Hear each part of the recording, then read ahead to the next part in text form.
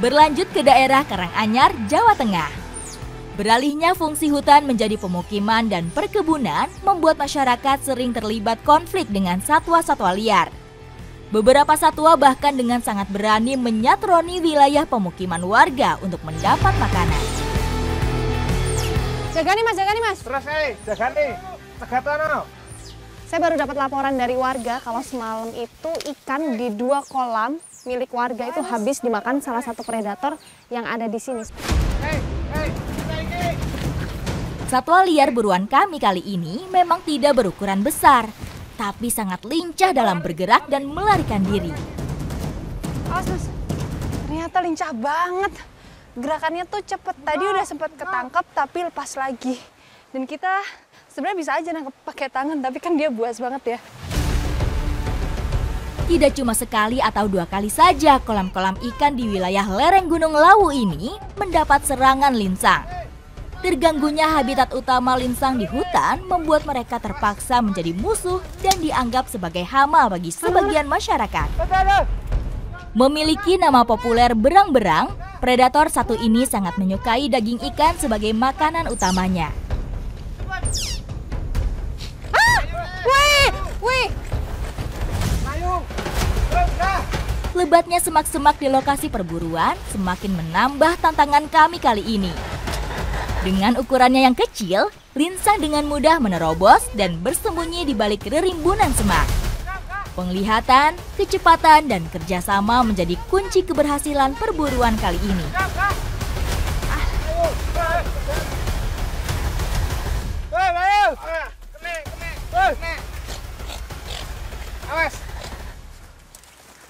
Awas tutup dari sana mas. Tali. Akhirnya kita bisa nangkep ini nih, namanya linsang. Ini biasanya dia itu bergerombol, jadi kalau cari makan dia sama teman-temannya.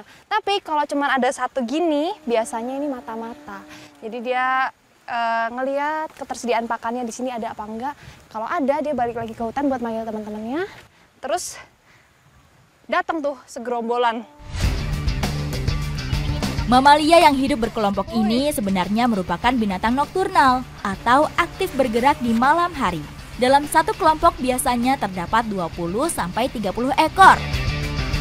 Ini memang dia turun gitu karena di atas sudah makanannya udah habis ya mas ya? Iya mbak.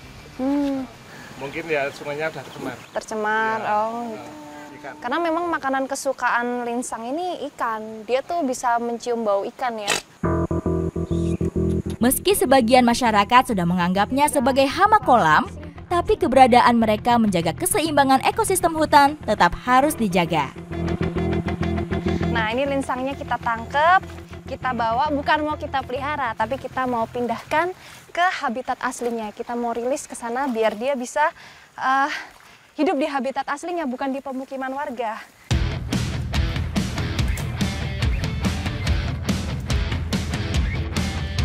Kita tidak serta-merta bisa menyalahkan aksi gerombolan linsang jika habitat asli mereka tidak terusik. Dalam hal pelepas liaran atau relokasi satwa ke habitat aslinya, kita tidak boleh sembarangan memilih tempat.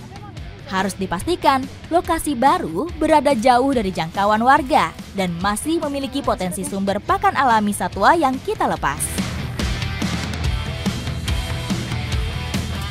Saya sudah sampai di lokasi yang jauh dari pemukiman warga dan kita akan melepas liarkan linsang. Dan lokasinya itu di hutan, terus harus ada sungai. Karena dia makannya ikan, jadi supaya dia kalau mau makan bisa langsung ke sungai. Ketersediaan pakan alami akan membuat linsang ini lebih efektif berburu di alam. Meski bakal terpisah dari kelompok utamanya, tapi mereka akan lebih aman karena sudah tidak terancam oleh perburuan.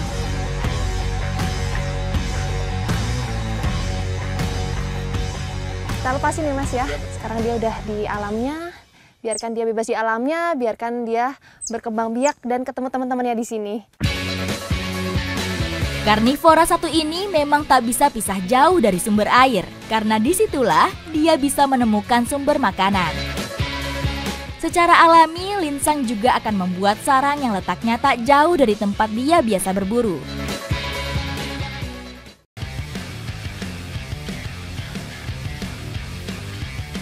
Jawa Tengah menyimpan ragam aktivitas masyarakat yang seru untuk diikuti. Segara Anakan di Cilacap, Jawa Tengah menjadi destinasi petualangan Jodili kali ini. Kekayaan alam di Indonesia nggak ada habisnya untuk dieksplor. Dan sekarang saya sudah bersama dengan Pak Yoto dan Mas Agus mau berburu salah satu predator yang ada di hutan bakau Segara Anakan. Ikuti jejak saya, jejak petualang. Segara Anakan menyediakan berbagai macam kebutuhan bagi masyarakat yang tinggal di sekitarnya. Biawak salah satunya. Dengan menggunakan anjing, perburuan biawak pun dimulai. Sampai di lokasi, insting anjing langsung berjalan. Binatang yang menjadi target langsung diburu. Jadi kita ngikutin arah anjingnya pergi kemana mereka pergi, pokoknya kita ikutin terus. Lolongan anjing sudah terdengar. Itu tandanya hewan buruan sudah terendus. Tak mudah untuk mengikuti pergerakan anjing-anjing ini. Keluar masuk dalam lumpur merupakan tantangan dalam perburuan ini. Jadi begini caranya nyari biawak. Anjingnya itu lewatin air yang ada lumpurnya. Jadi susah ngejarnya, capek banget. Lolongan anjing semakin kuat terdengar. Menandakan hewan buruan sudah didapatkan. Pak Marioto pun segera mengejar biawak.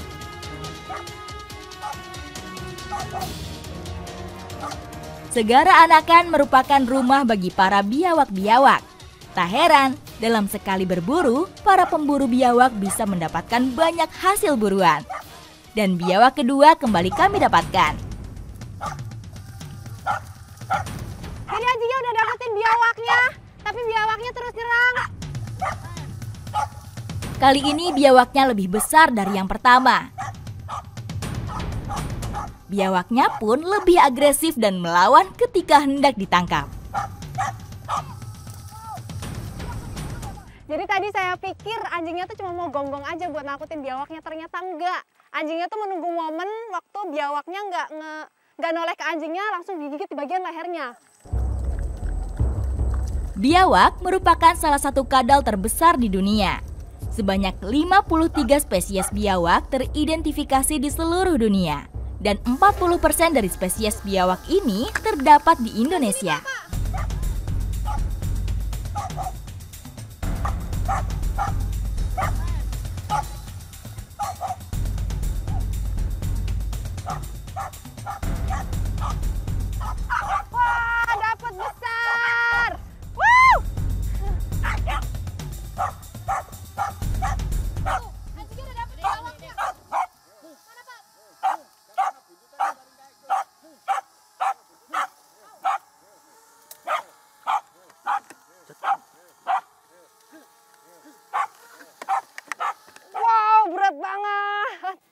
Besar banget. Berapa kilo nih, Pak? Wow. Ya, sekitar 5 kiloan. 5 kilo lebih. Ini harus hati-hati karena liur dari biawak ini mengandung bakteri. Meskipun terasa berat dalam mengikuti perburuan ini, namun kami mendapatkan hasil yang sepadan. Nih, kita udah dapetin biawaknya, ada 3. Ada yang besar, ada juga yang kecil. Ini bisa diapain, Pak, biasanya di sini? Biasanya bisa dibikin minyak, juga bisa dimasak di Dimasak. rica-rica. Oh, gitu. Yuk, ikuti jejak saya, jejak petualang.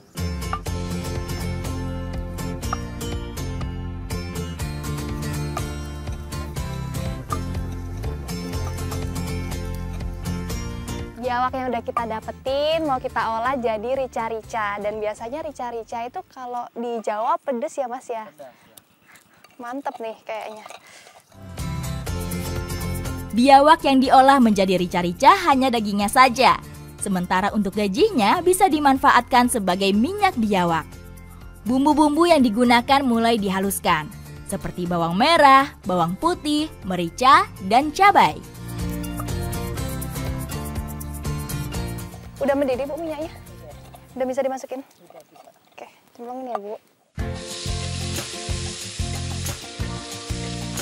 Setelah bumbu matang, kemudian masukkan sereh. Cemplungin ya, Bu. Terus diaduk-aduk. Daging biawak kemudian dimasukkan. Dan hanya memerlukan waktu sekitar 30 menit, rica-rica biawak pun sudah matang. Nah ini nih udah mateng karena dagingnya udah berubah warna dan bumbunya udah mengental.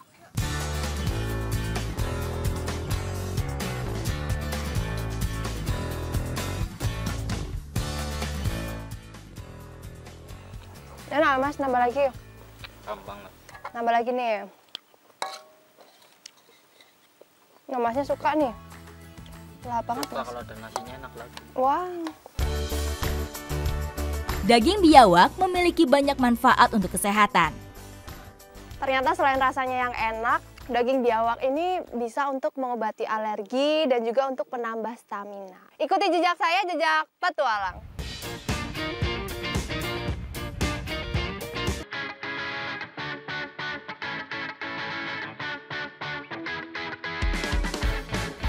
Desa Ujung Manik, Cilacap dengan lokasi berada di pinggir hutan menjadikan banyak satwa liar masuk ke pemukiman. Bahkan, satwa yang dilindungi termasuk macan akar atau belacan ini. Satwa liar seperti ini biasanya masuk ke pemukiman untuk memangsa hewan ternak. Nah, ini namanya tuh belacan atau kucing hutan. Tapi walaupun namanya kucing hutan, dia itu nggak cuma ada di hutan, tapi kadang masuk ke pemukiman warga dan makan ternak yang ada di sini. Kayak misalnya ayam ya Pak ya? Iya, ayam. Nah, sekarang kita mau pindahkan ke Halamannya. tempat yang jauh dari pemukiman warga. Ini kemarin makan ayam berapa Pak? 3. Terus Bapak nangkepnya gimana nih kemarin Pak? Nah, ini masuk ke kandang. Ha-ha, Kandangnya saya tutup. ha-ha. Di situ udah kejebak. Oh, terus udah kejebak ya? Situ. Secara bentuk, macan akar ini mirip kucing kampung, namun memiliki bulu halus yang khas dan bercorak seperti macan tutul. Wilayah persebaran hewan yang memiliki nama ilmiah Felis bengalensis ini cukup luas. Macan akar bisa ditemukan di Sumatera, Jawa, Bali, dan Kalimantan. Sadar akan statusnya yang dilindungi, macan akar ini kemudian dikembalikan ke habitatnya.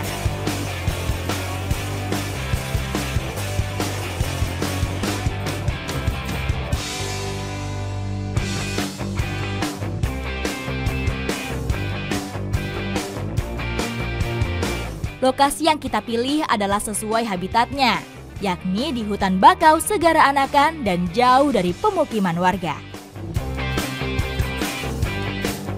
Nah, kita udah menempuh perjalanan kurang lebih 10 km dari pemukiman warga dan sekarang kita akan melepaskan belacannya.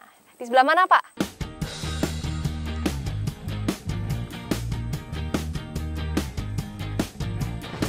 Jadi ternyata induk dari belacan ini tuh ada di sekitar sini karena kita lihat ada jejaknya.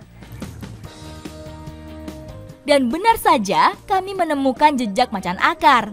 Sehingga lokasi ini cocok untuk melepas liarkan macan akar. Jadi meskipun wajahnya itu lucu, imut, tapi kita tetap nggak boleh memeliharanya di rumah. Biarkan dia berkembang biak di habitatnya. Yuk Pak, dilepas Pak. Dengan melepas liarkan kembali macan akar ke habitatnya, semoga bisa berkembang biak dan tetap lestari. Aduh lucu banget. Tapi kita tetap nggak boleh memelihara binatang yang dilindungin. Biarkan dia bebas di alamnya. Ikuti jejak saya, jejak petualang.